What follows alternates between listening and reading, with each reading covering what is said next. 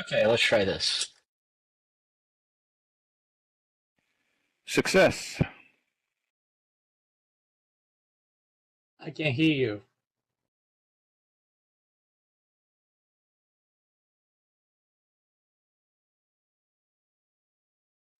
Yeah, just using the release viewer instead of one of the various different viewer builds I have on this machine. So,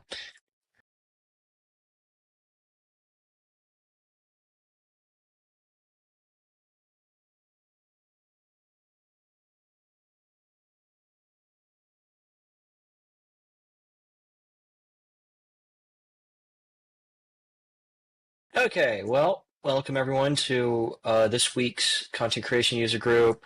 Let's see here, announcement wise, GLTF preview, beta, well, alpha viewer. Actually, we're calling them alpha viewers. We're trying to use more standard terminology around these parts nowadays. But GLTF Mesh Import Alpha has shipped. You can find that in a moment. Let me just find that real quick so I can get that to you guys. There it is. Okay. You can find it right here. Um, so a few things to note. This is still a pretty rough cut. We actively have fixes and things streaming into that particular branch of code. We're targeting next week for the next update to this viewer. As far as I am aware, this is going to be the next major release that we do. We may have a smaller release between now and then. That's not going to have like really sort of content creation focus. But this is the main focus that the team is on at this moment in time. Let's see, just general information as far as overall direction right now, beyond just this first cut.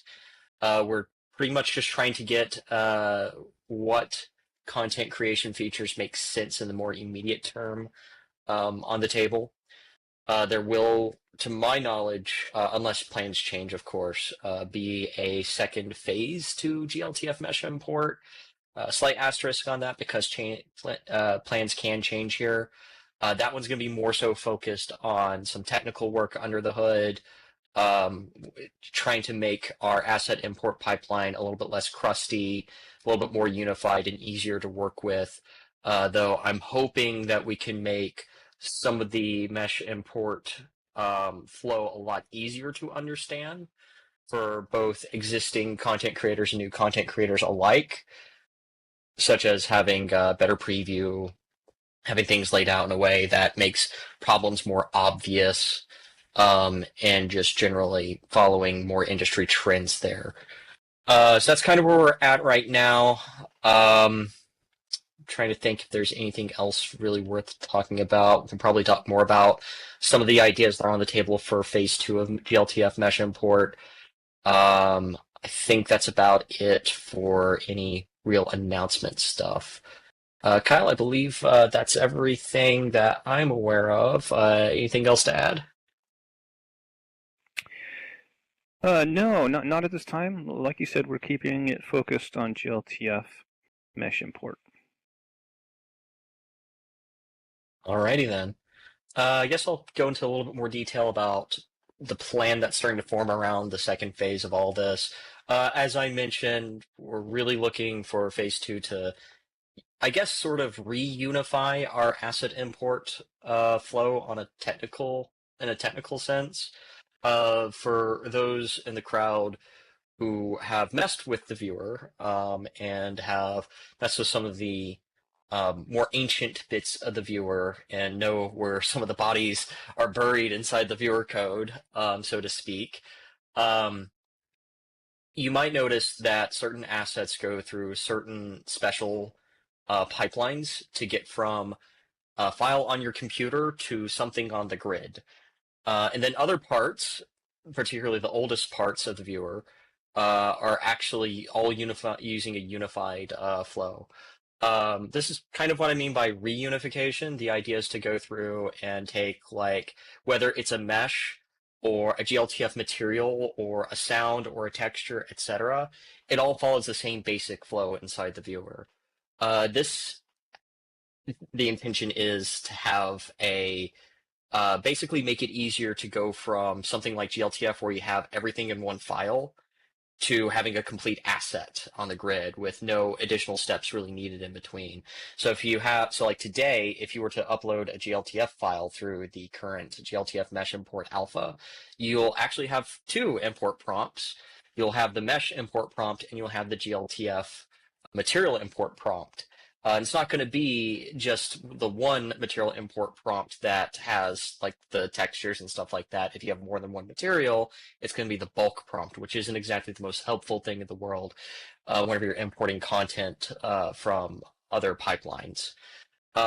So the intent is by unifying these pipelines, these disparate pipelines, we can actually have just one prompt that shows you everything. It'll even give you like, for example, material preview, so you can actually see what this will look like inside with some semblance of Second Life lighting conditions before you hit that upload button. So that's some of the stuff we're looking at for the second phase of this. To be clear, just to clarify to everyone here again, as far as this first phase, phase one of GLTF mesh import is really just kind of getting the file format wired up for people who are already familiar with how to import a mesh into Second Life and make sure that works well with all the quirks and weirdness that we have for existing mesh import. While phase two is really, and that'll just kind of be like its own releasable viewer, while phase two is really focused on, okay, well, how do we actually make it great for anyone who wants to go through and import a mesh here? So I guess with that, we'll open up the floor.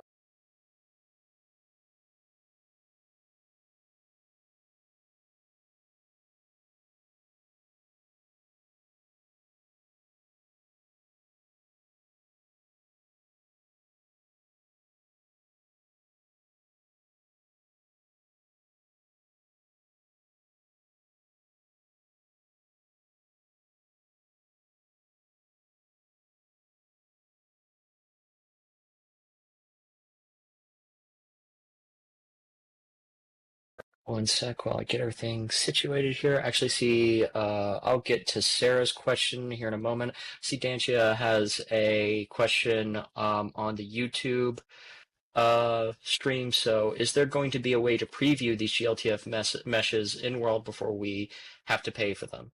No, that is not going to be a thing. Uh, Even with phase two of GLTF mesh import, you're not going to be able to just directly preview it in world.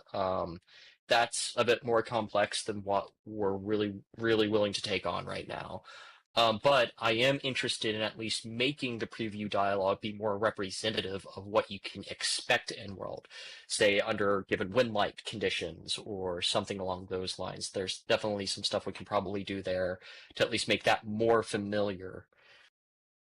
Um, so there is going to be a lot of wrangling in terms of feature set there. And Nix has a great point. There's always the beta grid. If you want to go through and really test a few things out, you can do it there.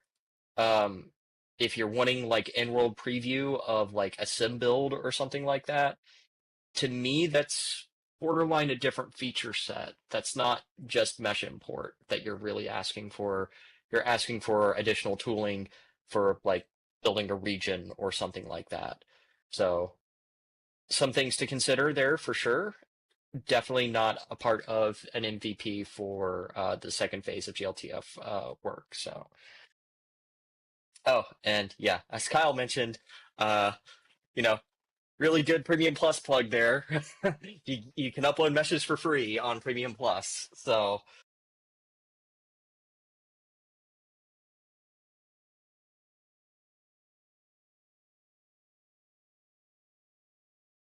let's see here. Sarah had a question. Does GLTF make setting LEDs easier? Nope. Doesn't really make it any harder, any easier, at least not for this first phase. Second phase, there's some wiggle room to get some stuff in there for that. We could maybe go through and have at least auto LEDs be a little bit more, just easier.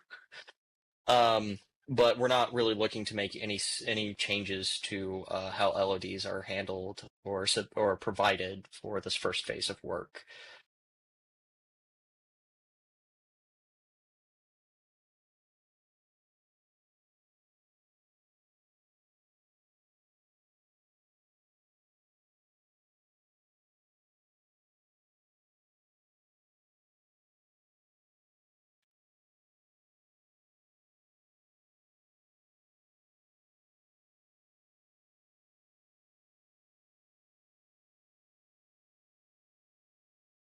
Draconis um, is asking if the changes that are coming with the unification work, if that will allow anything new or significant changes for older content types. So the idea with that is, I mean, the first part of like unifying any kind of significant like asset import pipelines and stuff like that is to make sure your existing flows still work. Like really a lot of that is just making sure we have one consistent flow that you as a content creator or as the most casual of residents can go through and enjoy and reuse as much knowledge as you can. One thing to keep in mind though is by doing this, we also open the door to more easily adding new things. So there's a lot of things to like really unpack there, all things considered. So, like for example, one thing I would love to have is more texture metadata options. So if you need a texture or you want a texture to be compressed on the GPU, that's no longer just a global viewer setting. It's something you can just go through and say, yep, nope, this texture should be compressed, high, medium, low compression, whatever, really. That's really kind of what one of the doors that this would open in the future, and just having a consistent pipeline and flow to actually get those sorts of things into the asset system. So just one example of something that reunifying the whole flow would help us out with. It won't bring that immediately, but it does open some doors there in the future. Another thing that helps open the doors too, with the design that I've generally been putting together and some of the plans I've been putting together here, is it makes it easier to support more file types. So in the future, it won't be a giant effort to go through and add support for like a new mesh or texture or sound or whatever format. They can just be things that exist inside of the pipeline at that point. We can generally push those out fairly easily.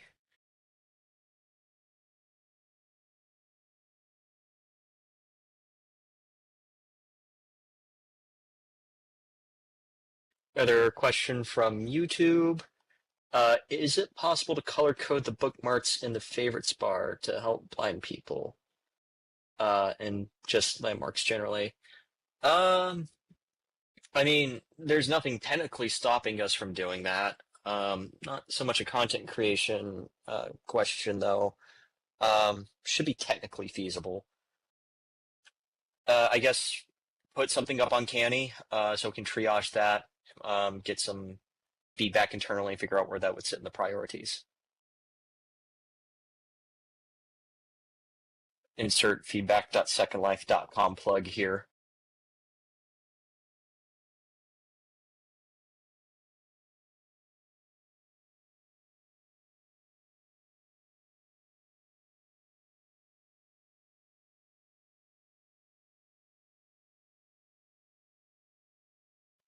All the feedback links.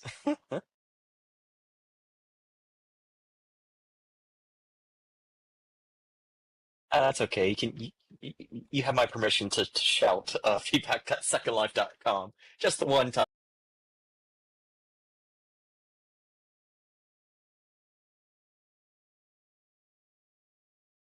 as a treat.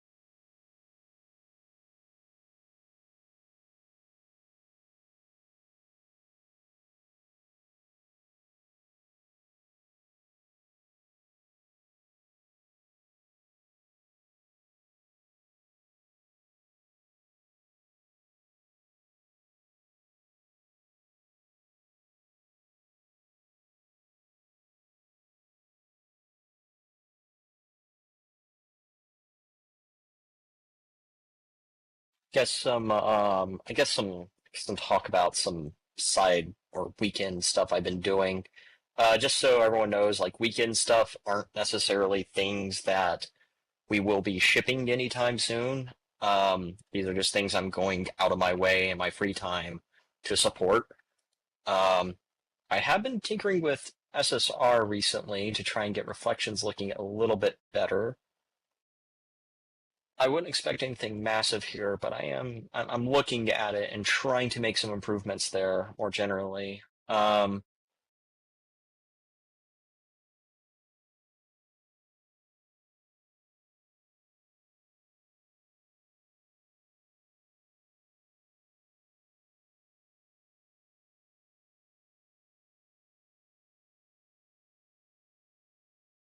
I don't think we're going to be throwing TAA at SSR necessarily. But there are ways we can generally improve SSR without making it too big of an involved effort.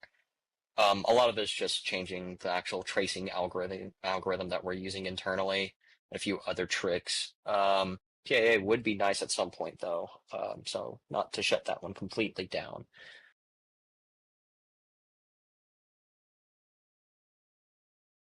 But yeah, it is something that I'm actively looking at right now. Kind of the state of things I'm not really super cool with when it comes down to how reflections work. I think there is a lot of room for improvement there. So I'm just kind of doing it as like a little weekend funsies project. Um, those that follow me on social media may have noticed that I'm posting a couple things here and there as I mess with that stuff.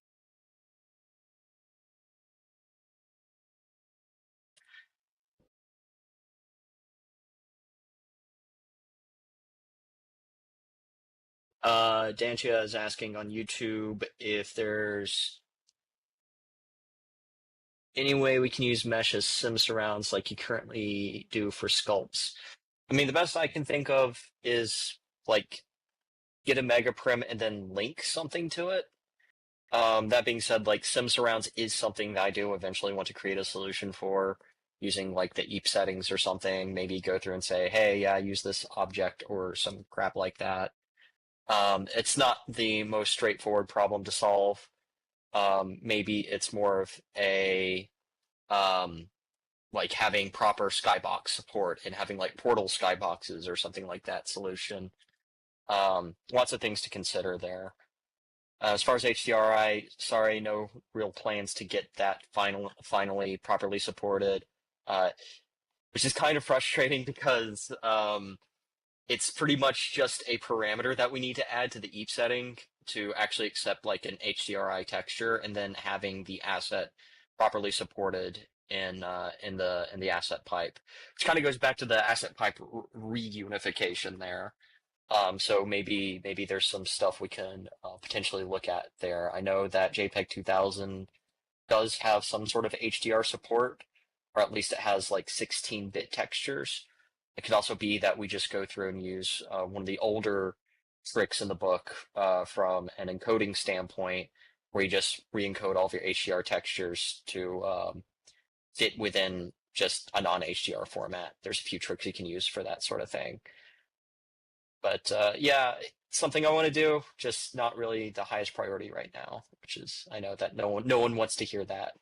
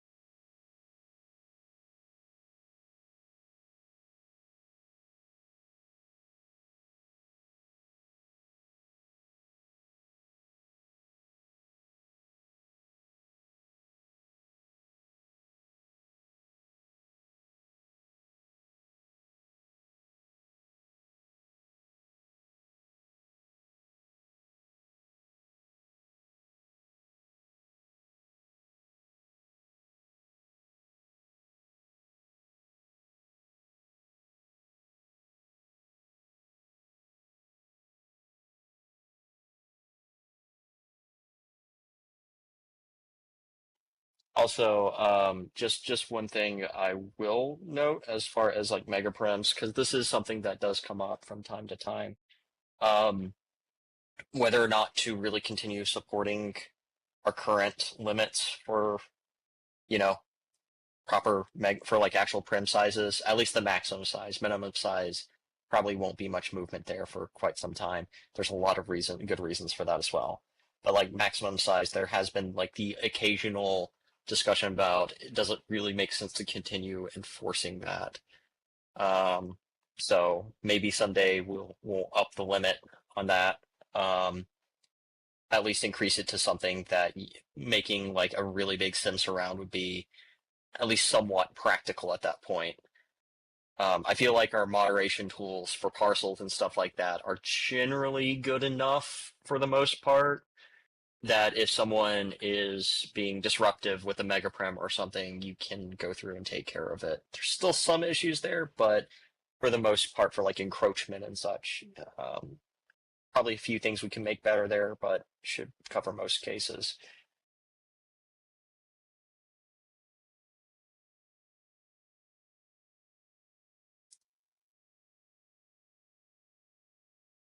And another question from YouTube, PBR optimization question mark. I mean, it's fairly optimized at this point. There's still some things we can do better, but that's not really specifically related to PBR. Um, I mean, the viewer is still fairly CPU heavy.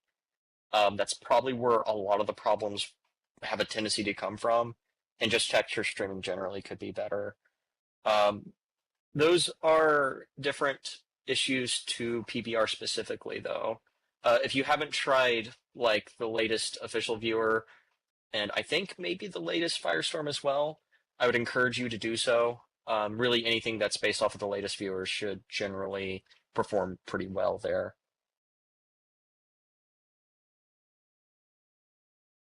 And Christy, I don't think we're going to be supporting negative scale anytime soon. I think that that's probably a different feature.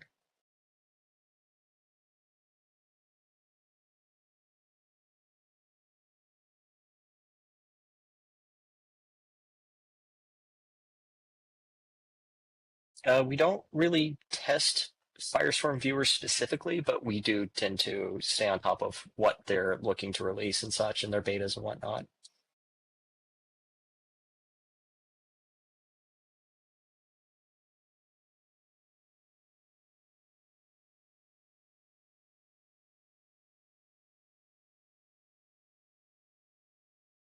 What do you mean by VR server, Sky?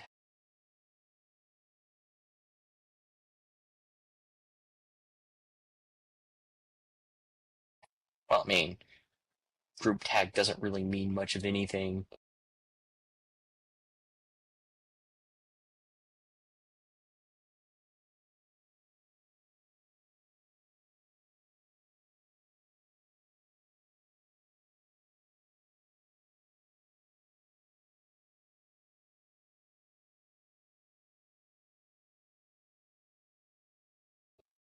Just going to go through and start going down some of the list of questions that we're getting on the YouTube, and just general conversation. When will Segmite be using Vulkan? TBD. And honestly, at this point, it's probably not going to be Vulkan specifically. Rather, I prefer the phrase graphics API port. I know that's a bit of a mouthful, but it's more accurate to generally where that stuff needs to go. Um, Vulkan is great until it's not from a portability perspective. Um, an example of when it's not is, for example, on ARM Windows for ARM laptops.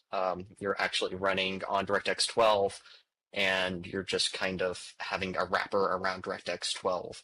In those sorts of situations, you probably want to go straight for DirectX 12 rather than eventually than just using Vulkan. Same applies for Mac as well. You're not really running Vulkan on Mac, you're just running a wrapper around Metal. Um, but we don't really know when we're going to be able to get to that. We know it's something that we need to do eventually. And just to kind of set some expectations for when we eventually do.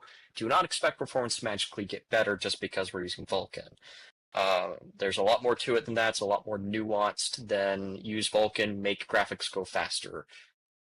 There are many cases where if you just do a naive swap to Vulkan from OpenGL, you can create a slower application if you are not careful about how you're using Vulkan. Let's see. PBR crashes users regularly. Not from what we've noticed in our crash statistics. Older versions, probably, but newer versions, we put a lot of effort into generally reducing crash rate. Those efforts are continuing. And if you're telling me that X, Y, or Z Firestorm beta crashes more than X, Y, or Z older Firestorm version, we're probably not going to. Well, that's not our viewer. A lot of other things that can go wrong there. And let's see, any plans to add an animation override to the official viewer? Funny that you should ask that. We're probably not going to do it ourselves, just because like there's already third-party viewers that support that sort of thing. If anything, we would likely encourage a third-party viewer or an open source contributor to make a pull request into the official viewer for that sort of thing. Just, kind of making sure that we can go through and optimize our priorities here.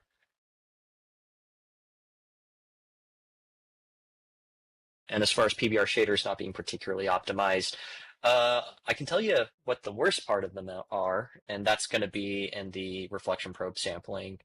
They're generally pretty fast, though. Reflection probes are pretty optimized as is in terms of the probe itself. The bigger issue is volume of probes in certain circumstances. That's also why we give you controls to limit how many probes you can sample at once. But otherwise, there's not really much you can optimize there other than just rewrite how we even sample probes in the first place, which is a much more involved effort.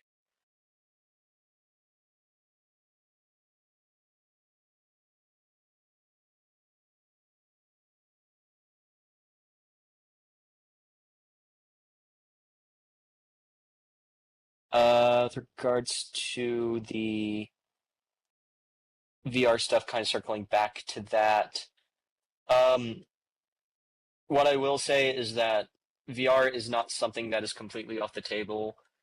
It's less of an if, more of a when we have time and we have other things done first. So right now, VR is not going to be a priority for a number of things. Performance is going to be one of those. Joint streaming for avatars is going to be another one. We need to get our performance in a better state than what it is right now. There's multiple paths to doing that.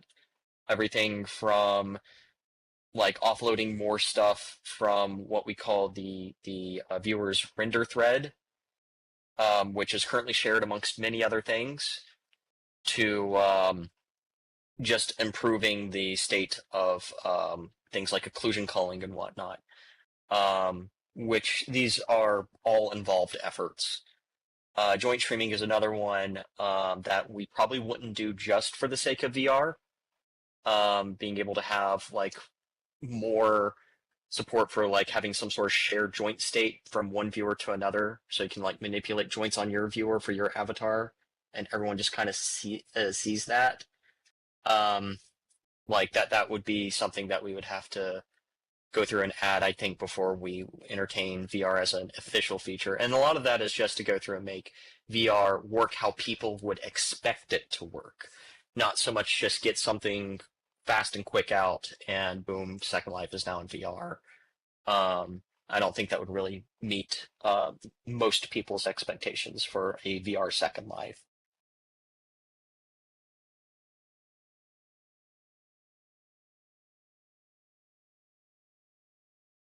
So, just lots of things that would need to be done before we really go through it and seriously take another crack at VR.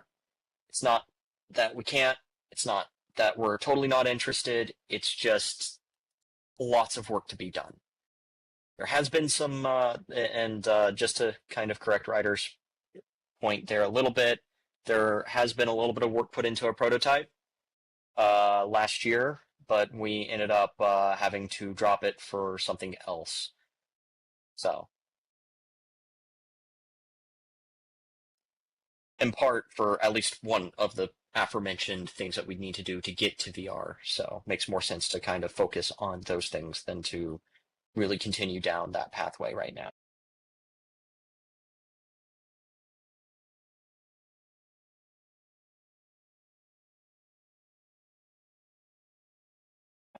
Danchi is asking if there's been any thought into making emissive textures actually emit light. Uh, I mean, that's a complicated one. The best you can really do is use light probes for that kind of thing. Like emissive surfaces are not the easiest thing to go through and implement from a real-time graphics perspective if you want great performance. How most everyone else handles this is through light probes. Even Lumen, believe it or not, uses light probes under the hood for those who are familiar with Unreal Engine 5. Just they made them a lot more real time whenever it comes down to it. So,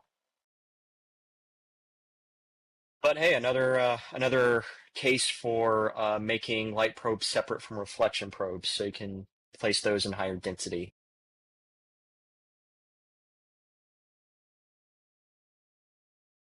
And you could use something like projectors, I suppose, to get something of the same effect to emissive surfaces. Come to think of it, you can go through and see some of that in some of the older example content in Hippo Hollow as well. It kind of demonstrates some of that using more so reflections and whatnot, but the same basic principles would apply. Just mess with the focus on the projector, make it super blurry and fuzzy, and you have something vaguely resembling an emissive surface emitting light into the world. From there, you just have to like make the surface itself emissive.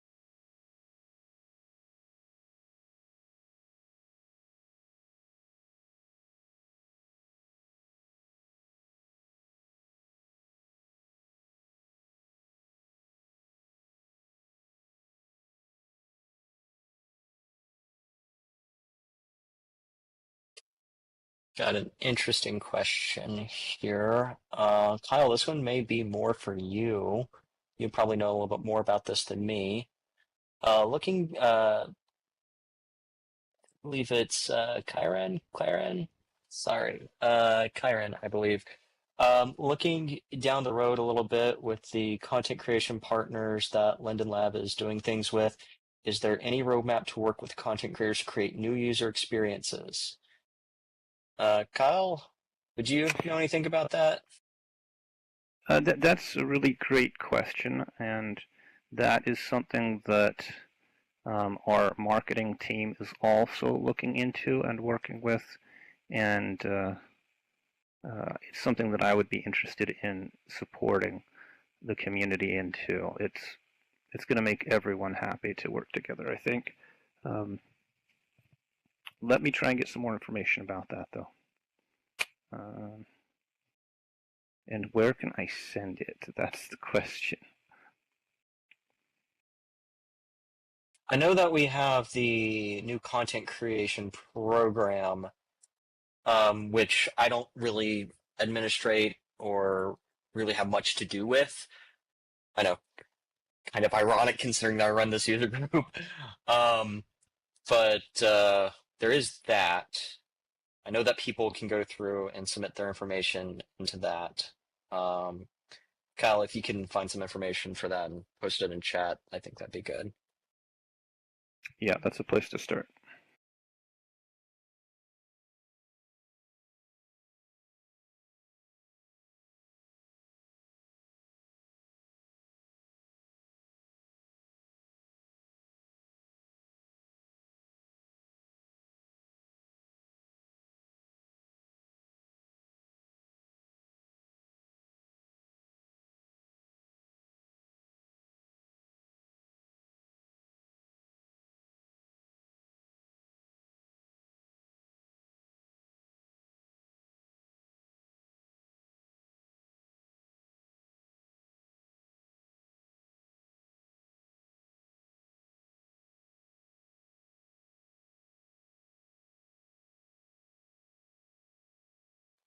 Yeah, user experience, new user experience is a complicated one.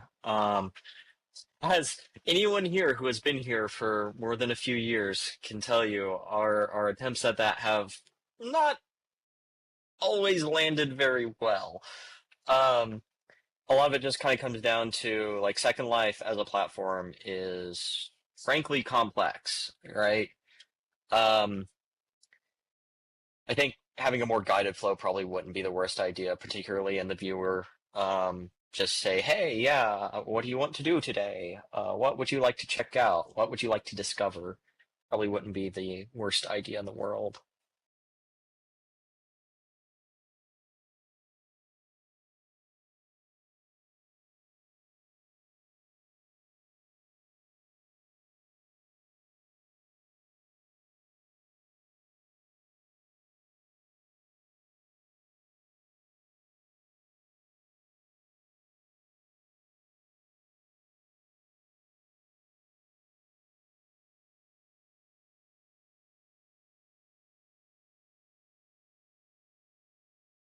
Or do you want to get caught up in a bunch of bloodline spam?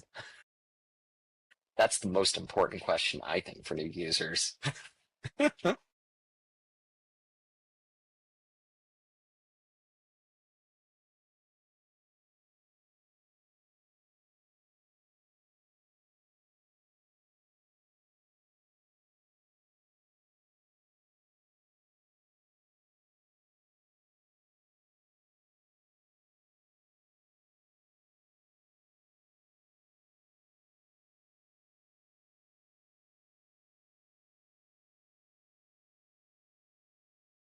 Zia asks, is SL going to start moving to support more blockchain and gambling content? That's really more of a policy question.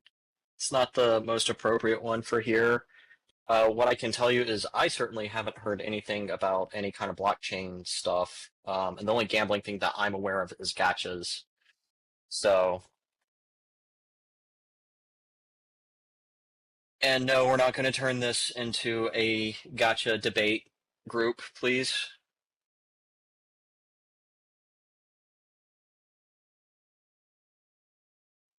Like, this is probably not the best place to go through and voice your opinions on gachas. Take to Canny for that. Policy related things do get triaged, even though my team does not handle those policy decisions.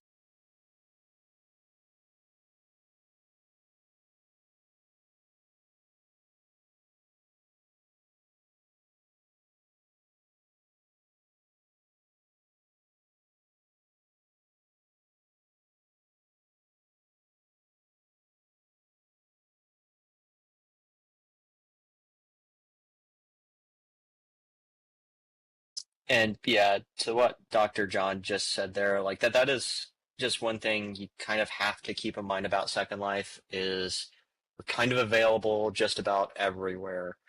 Um, so like creating consistent policies without just outright banning some things is difficult at times. I understand that means a lot of frustration for people who are summarily against certain things, but is what it is. I mean, that's something to consider. Maybe there should be like some sort of policy group or something along those lines to better discuss these kinds of things. Um, I know there's like land and support, but they really want to talk more about land stuff. I feel like there could be a better venue for those kinds of discussions and to bring your torches and pitchforks too.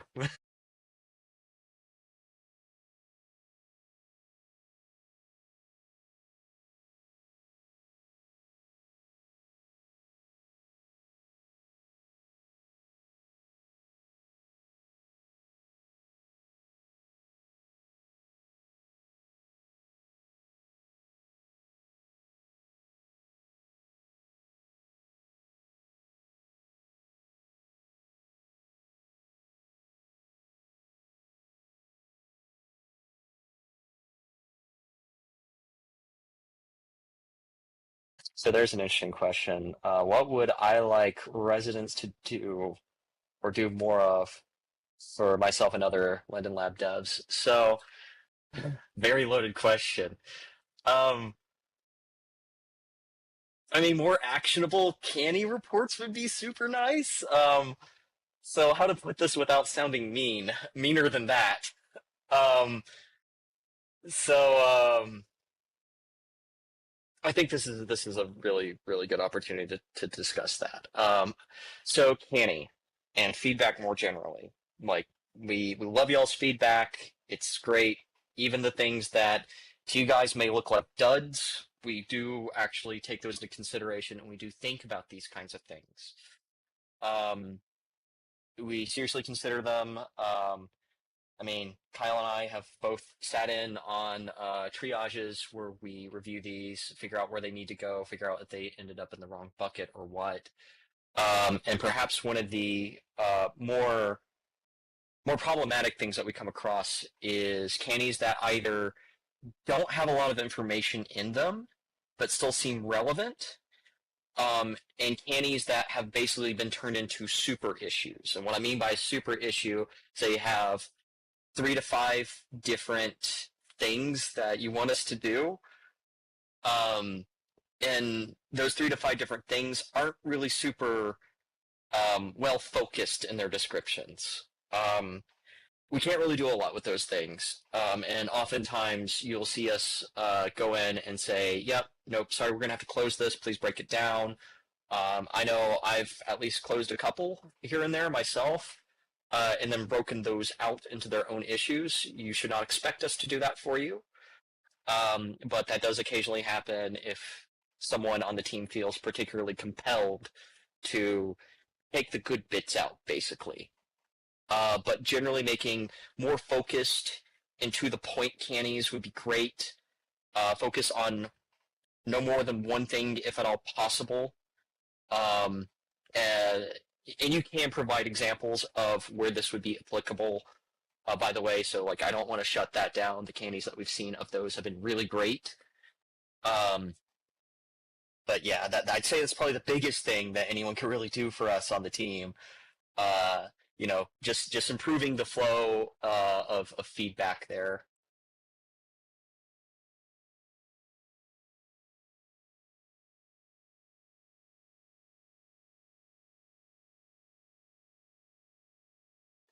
The track status question. That's a good one. I can take a run at that Yeah. real quick. Tracked means, in shortest terms, that we think it's a good idea and we want to keep it tracked and not lose that idea. It is different than tracked and imported to GitHub, for sure. Once we've tracked something and imported it to GitHub, that one will potentially imply a little bit more action on it. When tracked before, such is the long tail of software development. So if you ever have those kinds of issues that have been around for a long time, tracked, and you want to have a conversation with somebody about it, you can reach out. Ping someone like myself, and ask me to take another look at it, and see if we can review that. That said, we do also do a kind of, we call a backlog grooming of those tracked issues, and try to look for the things that have been upvoted or make sense in today's strategies and roadmap planning. And then, can I explain the difference between tracked and accepted? I think accepted was more of a term we used in the Jira days. So now that we're in Canny and GitHub, it is more tracked and imported. Yeah. I think we also have planned, if I'm not mistaken. Which, I mean, plan should be pretty obvious, but a more obvious tell in terms of if we're going to work on something. On Canny, you'll see that we do have like sections for things that are on our roadmap. If you're looking to figure out what it is that we actually want to do or have the capability of doing or have some sort of plan, no matter how vague it may be, looking at the roadmap on Canny is probably one of your best bets.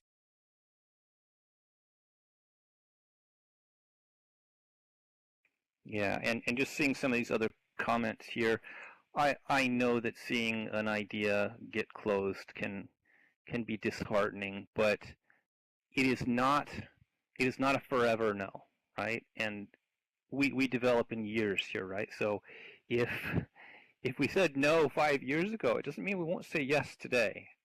Um, so we do love to see all the ideas, but if we just said yes to everything, then we would have 20,000 issues to sort through. Um, and please, definitely don't take anything that we close personally. It's a committee working together that has insight into what our current goal, strategies, and roadmap is. Right. And that also kind of gets back into like how we get to some of those like with like mega issues and such.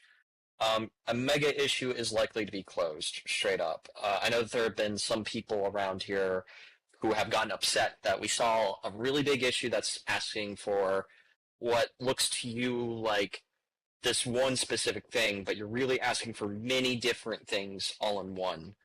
Um, those are likely to be things that get closed. Again, don't take it personally. It's not that we don't want to do something like that. It's just you have to be very focused on what it is that you want us to do.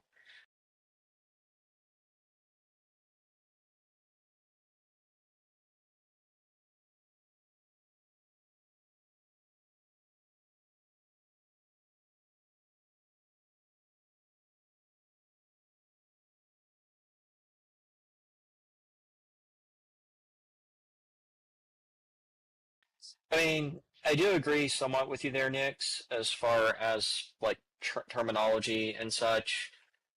Also, bear in mind that some of this we're kind of beholden to the platform that we use for collecting feedback. So we may not always. So I don't even think we can really change closed. Something to ask about internally, though. Definitely a good follow up there in terms of making sure that our terminology makes sense to everyone.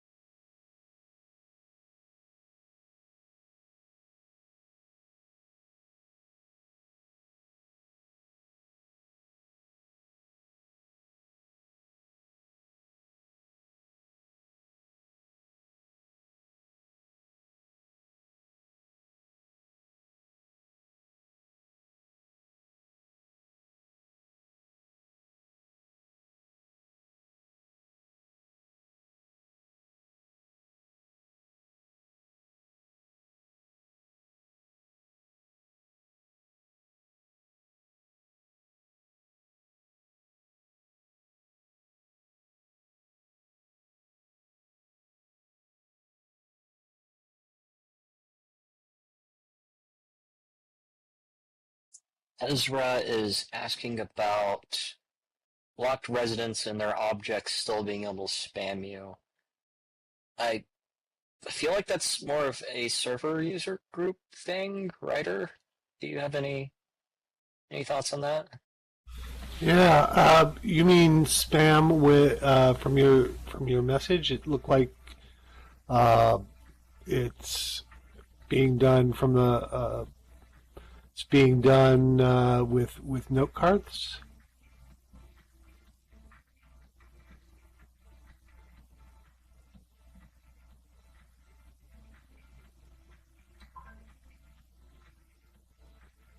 Oh, it's coming through as local chat. Okay. So blocking is blocking is usually handled on the viewer's side. The server actually does not have a live copy of your block list.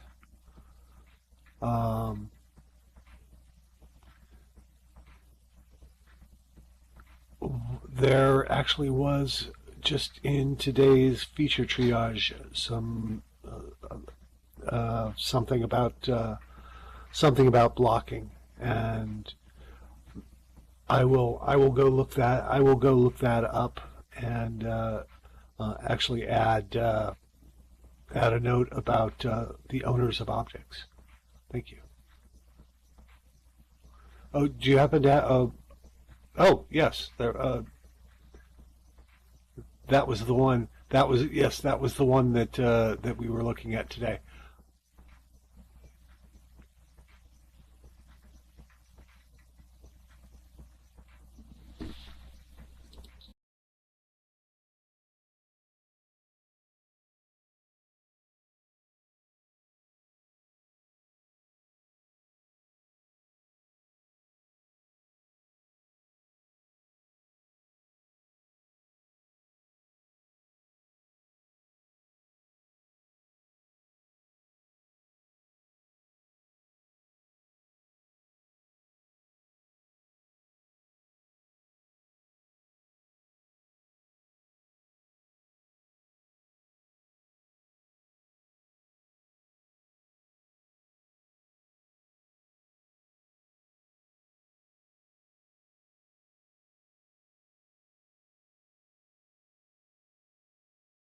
Okay, everyone, we're at time.